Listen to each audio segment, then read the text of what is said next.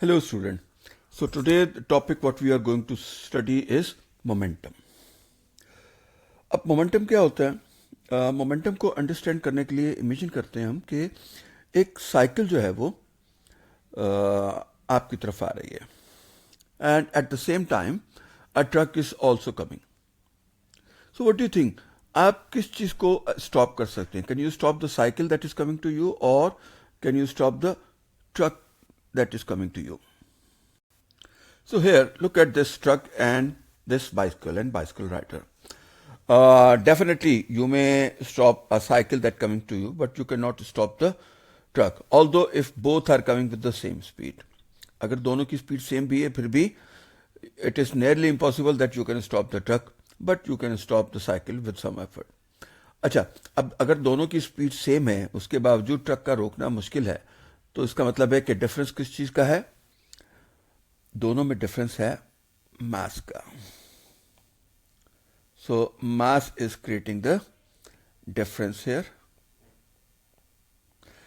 Speed same है but truck has more mass, so that is why it is difficult to stop. Now let's consider another example.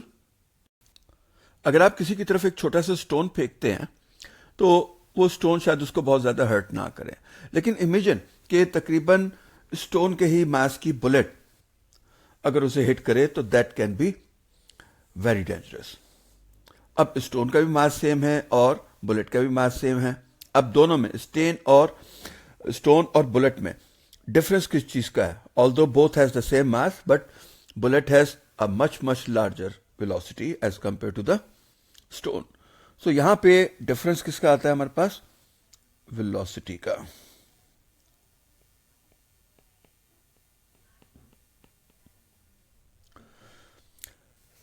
सो पहले example में हमने discuss किया कि truck और bicycle both are coming with the same speed, but it is nearly impossible to stop the truck because of its extremely heavy mass.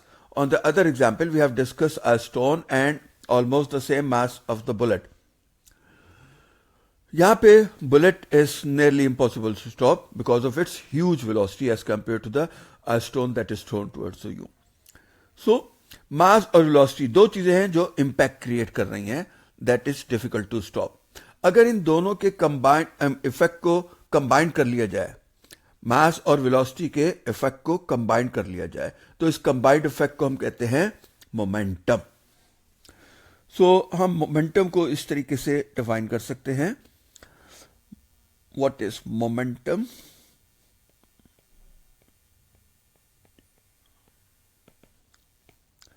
It is the product of mass and velocity of an object. So momentum क्या है? It is the product of mass and velocity of an object. Momentum को generally हम represent करते हैं P से. P is momentum. सो इस लिहाज से मोमेंटम का जो फार्मूला बन जाता है हमारे पास, momentum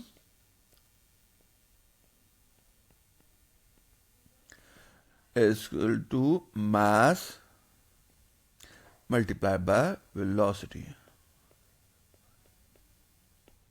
In short, we can write momentum P is equal to mv.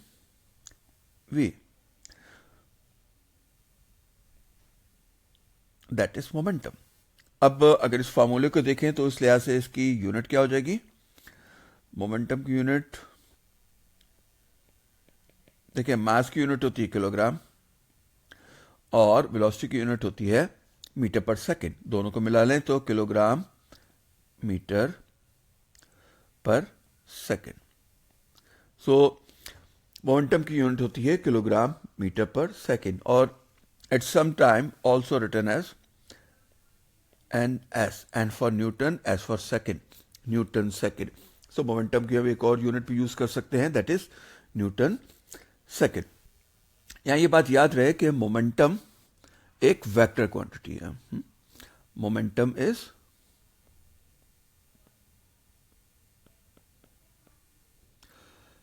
is a vector quantity.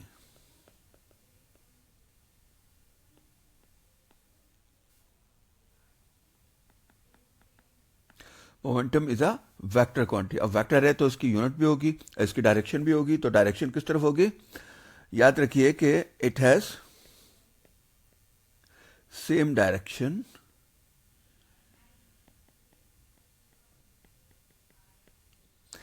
As velocity. Momentum की डायरेक्शन हमेशा वही होती है जो वेलोसिटी की डायरेक्शन होती है. अच्छा जी, आगे चलते हैं. याद रखें कि मोमेंटम और एनर्जी दो ऐसी चीजें हैं कि ये हमेशा प्रिजर्व रहती हैं. सो इसीलिए जैसे हमारे पास law of conservation of energy है, in the same way we have law of conservation of momentum as well. So let we discuss ये होता क्या है law of conservation of momentum. So law of conservation of momentum हमसे ये कहता है कि किसी आइसोलेटेड सिस्टम का टोटल मोमेंटम हमेशा कांस्टेंट रहता है. किसी भी आइसोलेटेड सिस्टम या आइसोलेटेड सिस्टम का मतलब क्या है कि एक ऐसा सिस्टम तो ना तो अपनी एनर्जी को बाहर किसी चीज को दे रहा है, ना ही बाहर से एनर्जी को इनटेक कर रहा है. So in an isolated system the total momentum of the system remains conserve और कांस्टेंट और फिक्स रहता है, चेंज नहीं होता. इसको फर्दर अंडरस्टैंड करने के लिए हम एक ऐसा सिस्टम देखते हैं जो आइसोलेटेड है, जिसमें से ना तो एनर्जी लूज हो रही है और ना ही बाहर से एनर्जी इनवर्ट आ रही है. इस सिस्टम को अंडरस्टैंड करने के लिए कंसीडर करते हैं कि हमारे पास दो ऑब्जेक्ट है. This is object number 1. Let me call m1. इसका मास कितना है? m1. And another object m2, and both are moving with same direction. But m1 has an speed u1 और m2 की स्पीड है, इनिशियल स्पीड है u2. Now let's suppose कि अगर u1 यानी कि m1 की स्पीड जो है वो u2 से ज्यादा है, तो इसका मतलब है कि surely m1 is going to hit the m2 after some time. Now let's suppose that the both objects collide at one position. Here they collide with each other.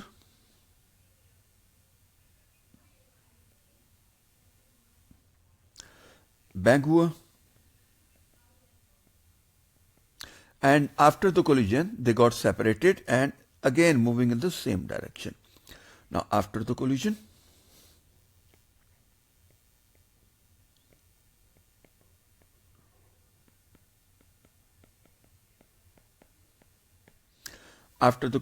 they still moving in the same direction, in the same line.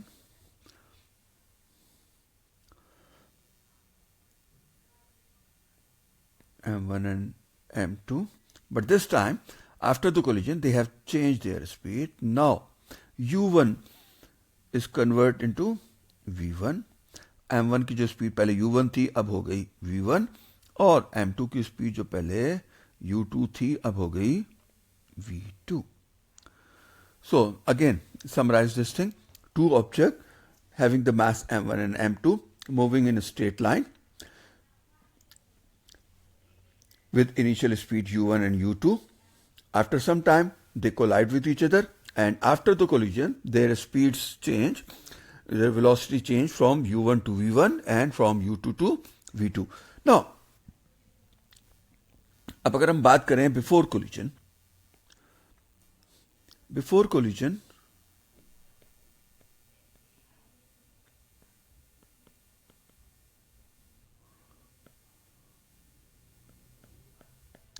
Collision से पहले जो system का total momentum था वो था m1 का momentum plus m2 का momentum. So we know that formula for momentum is m1 m into v. So before the collision total momentum कितना हो जाएगा सिस्टम का?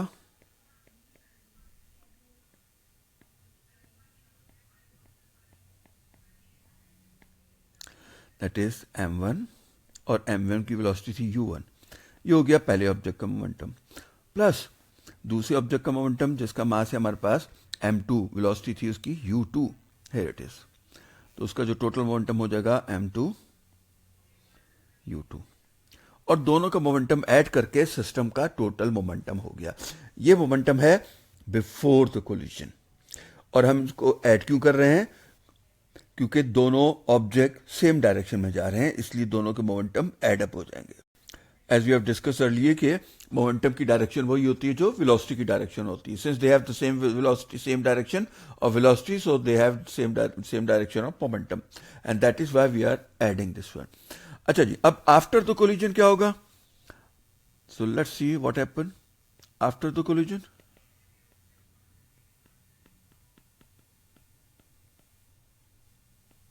आफ्टर द कोलिजन मास तो जाहिर है वही रहेगा m1, लेकिन वेलोसिटी चेंज हो गई v1, और दूसरी ऑब्जेक्ट की वेलोसिटी हो गई m2 v2 हो गई, and that is the total momentum after the collision. So this is the momentum, total momentum before the collision, and that is the total momentum after the collision. लेकिन law of conservation of momentum से ये कहता है कि system का total momentum हमेशा conserve रहता है, प्रोटेक्टेड रहता है।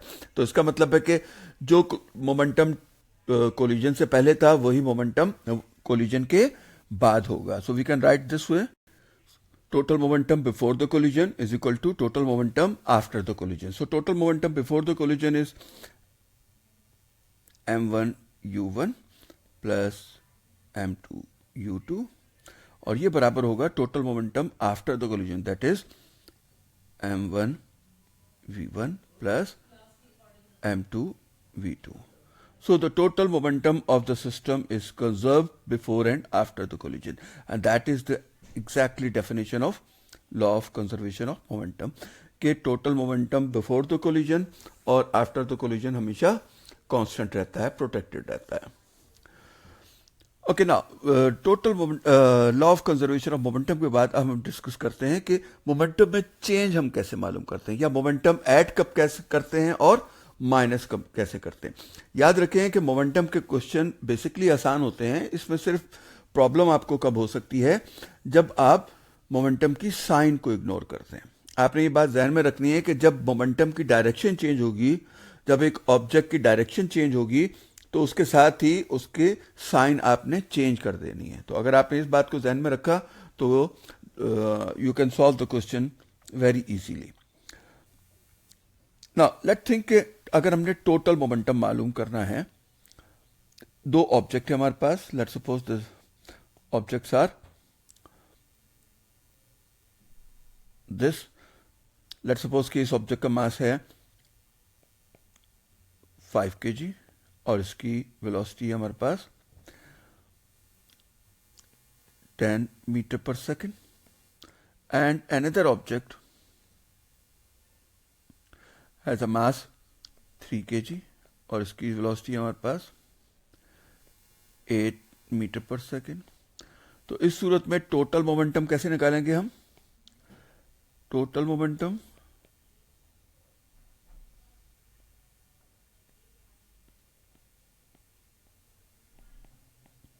अब यहां ये ध्यान में रखें कि दोनों की डायरेक्शन सेम है। अगर दोनों की डायरेक्शन सेम है तो दोनों के मोमेंटम ऐड हो जाएंगे। So the total momentum will be,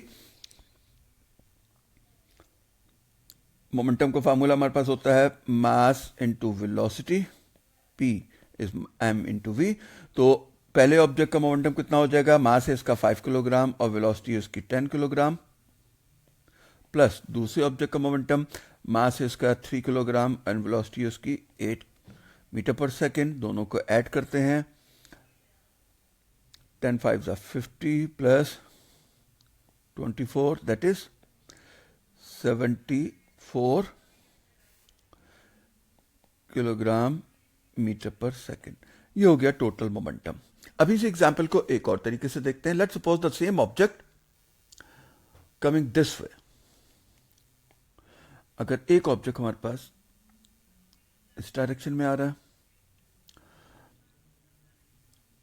object with mass 5 kg और इसकी वेलोसिटी जो है सेम एज प्रीवियस से लाइक 10 मीटर पर सेकेंड, और दूसरा ऑब्जेक्ट जो है, now this time the velocity of the second object is opposite, mass इसका 3 किलोग्राम ही है, लेकिन इसकी जो वेलोसिटी है अब वो ऑपोजिट डायरेक्शन में, and that is 8 metre per second. अब देखें दोनों की डायरेक्शन ऑपोजिट है। अब देखें सेकंड ऑब्जेक्ट की डायरेक्शन ऑपोजिट होगी, तो सेम टाइम हम उसकी साइन भी ऑपोजिट कर देंगे। तो अब टोटल मोमेंटम जब हम निकालेंगे, total momentum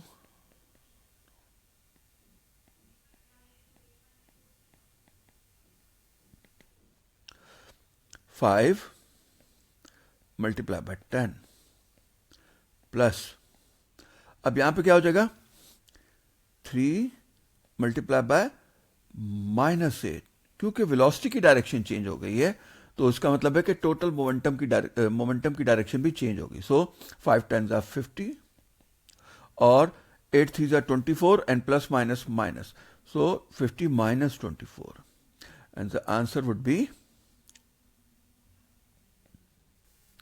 26 kilogram metre per second.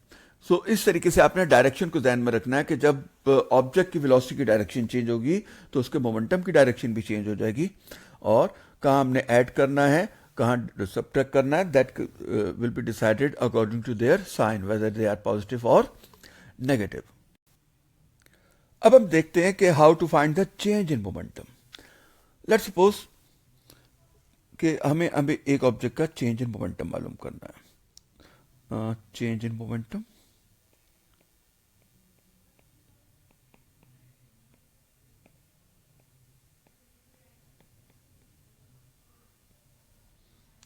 Change in momentum को हम रिप्रेजेंट करेंगे डेल्टा पी से। As you know that delta P is the sign for the change, so delta P बराबर हो जाएगा किसके, P2 माइनस P1 के। Final momentum P2, P is the symbol of momentum, P2 means final momentum, P1 means initial momentum. So delta P, change in momentum, is equal to P2 minus P1. Now let's suppose if an object is moving this way,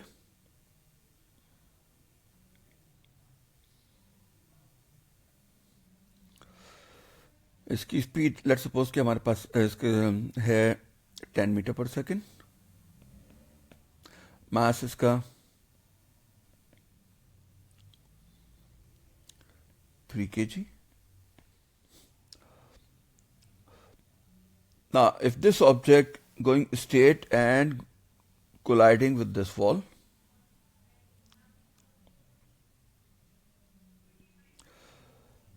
collision के बाद ये object यहां पे collide किया, और collision के बाद it's coming back with the same speed 10 metre per second, it collide and coming back with the same speed 10 metre per second, लेकिन इसकी वेलोसिटी सेम नहीं है क्योंकि डायरेक्शन चेंज हो गई। अब चेंज मालूम करने के लिए हम क्या करते हैं, सब्ट्रैक्ट करते हैं। Delta P is equal to P2 minus P1. Okay, so how do we do that? What is final momentum?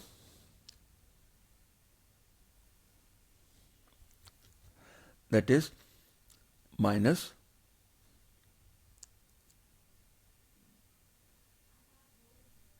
three multiplied by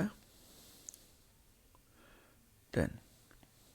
अब सब्ट्रैक्ट साइन क्यों चेंज की फाइनल मोमेंटम की, क्योंकि उसकी डायरेक्शन चेंज हो गई है, and minus P1 is 3 multiply by 10, क्योंकि स्पीड दोनों सेम है लेकिन डिफरेंस आ गया साइन का। अब यहां ये बात याद रखिएगा, ये जो नेगेटिव साइन है that is because of this one, क्योंकि जब यहां पे वेलोसिटी की डायरेक्शन चेंज हुई है तो वेलोसिटी की साइन भी चेंज हो गई, नेगेटिव हो गई। So this sign is due to this one negative sign, और ये जो नेगेटिव साइन है ये बिलोंग कर रही है जो दोनों को सब्ट्रैक्ट करना है, दिस वन।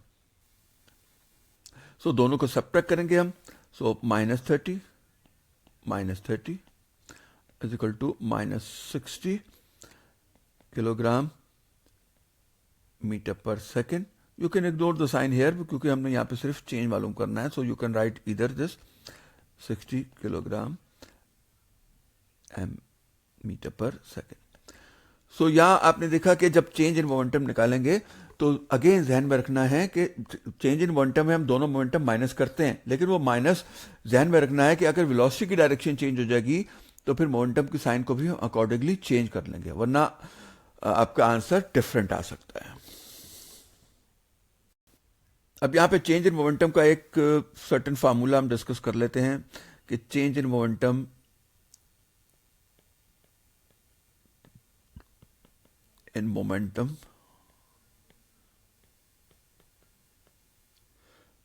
ये बराबर होता है हमारे पास delta P is equal to P2 minus P1।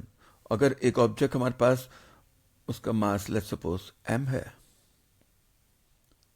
और उसकी इनिशियल वेलोसिटी हमारे पास u, and after some time उसकी वेलोसिटी जो थी वो चेंज होके हो गई v, जबकि मास सेम ही है m। So final momentum minus initial momentum, so change in momentum का फार्मूला हमारे पास क्या हो जाएगा, mv minus mu, you can take the common m, so delta p change in momentum m को common लिया is equal to v minus u. So this is the formula for change in momentum, v minus u. So this is how you can find the change in momentum of an object that has changed its momentum. So after the change in momentum, we are going to discuss that what is called change in momentum per unit time.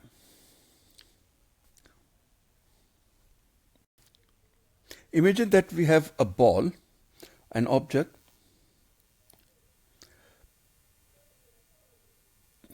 of mass m, and that is moving with an initial velocity u.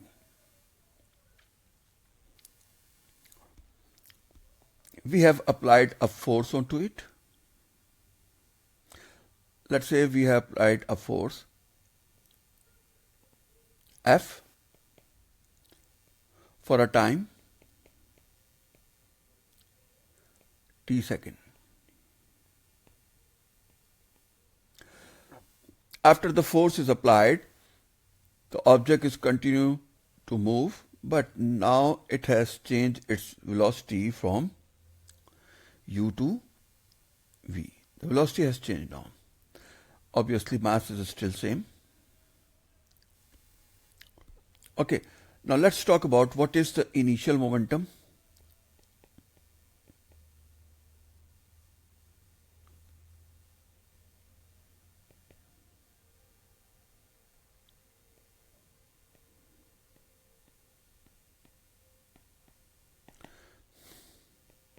Let's say initial momentum P1. P1 will be equal to initial moment mass is m and initial velocity is mu, and the final momentum P2 will be equal to mv.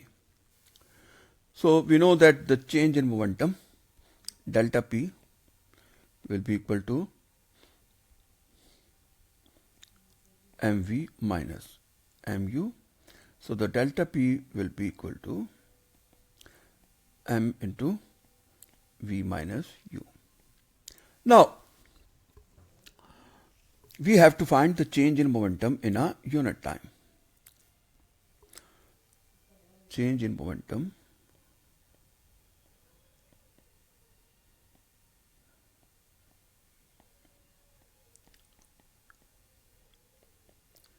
in a unit time, or you may say it is rate of change of momentum. Physics में जब भी हम time से divide करते हैं तो it means we are finding the rate. Rate means comparing something with the time. So rate of change of momentum will be, change in momentum is delta p, and rate means divided by time. So that is rate of change of momentum. That will be equal to m v minus u and divided by time. But look at this. This portion, it is v minus u over t, and we already have learned in the previous chapter that v minus u over time, change in velocity divided by time, is a. What is a? Acceleration. So it means v minus u over time can be replaced by acceleration. So in this case, delta P will be equal to m, delta P over T will be equal to m a. We replace v minus u over time by a. And we also know that ma, what is ma? Ma is force applied. So we can say in this case, delta P over T is equal to F. So this is a new result for us, and that is the new definition of force, that force is change in momentum per unit time. So we can also define force as force is change in momentum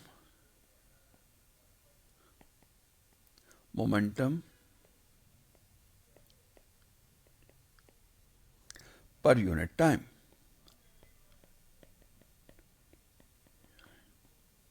Or you can either say that applied force is equal to rate of change of momentum. Applied force is equal to rate of change of momentum. Now, if I continue with this formula, delta P over T is equal to F. If I take F to the other side of the equation, it is going to go to the right side and multiply with the F. So delta P will be equal to force time time. So delta P is equal to product of force and time, and this is known as impulse.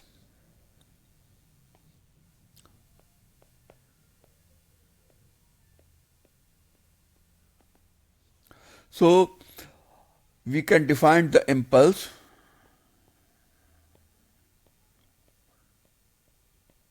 as it is product of force and time. What is impulse? It is product of force and time. अगर force को time से multiply करेंगे तो ये impulse के बराबर होगा, और इसकी यूनिट हमारे पास क्या होती है? Newton second.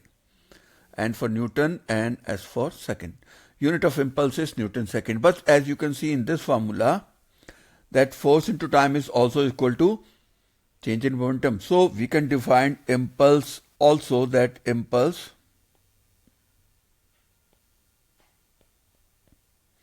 is change in momentum.